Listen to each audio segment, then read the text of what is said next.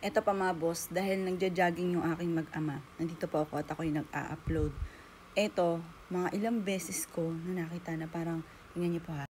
Ayan, at dahil nakaupo ako dito, ilang beses kong parang may dumaan na anino po dyan.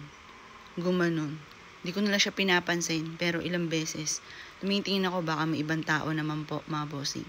Ngayon po mga boss, bigla ako nilubutan, bigla ako naalala si Joelyn. Pero dyan sa ano niyan, sa terrace po kasi yung ano niyan, wala na, bihirang-bihira po na nagpupunta dyan si Joelyn. Kaya tas ilang beses siyang tumaan na ganun. Tapos may narinig akong nagdo-doorbell. Ayan, dahil nandiyan yung CCTV. Ayan, at bawat cellphone namin, kasi sa kabilang bahay, tad-tad din po ng CCTV at naririnig din yung boses. Nagulat ako kasi parang may nag-doorbell. Pero wala naman siyang tao. Ayan po. Wala siyang tao. Naisip ko lang, nandyan yung angel ko. Nandyan yung aking gabay.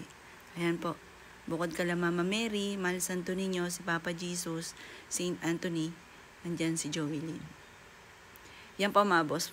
Ano pa lang, parang pinag-iipunan ko siya na dadalhin ko po siya sa siguro next year. Para siya po ay matahimik. Pero tahimik naman po talaga. Wala namang mga ano po dito na nag-aano po siya. Parang lagi lang po nagpapaalala na, hello mami, nandito pa ako. Alam ko po, nandyan lang po siya. Kapag pag mga ganon, biglang sabi nga po nila, kapag ako ano yung pumasok sa isipan nyo, halimbawa, parang biglang may dumaan, tapos biglang pumasok sa isipan mo, si Joelyn daw po yun. Basta kung sino man yung pumasok sa isipan nyo, siya daw po yun.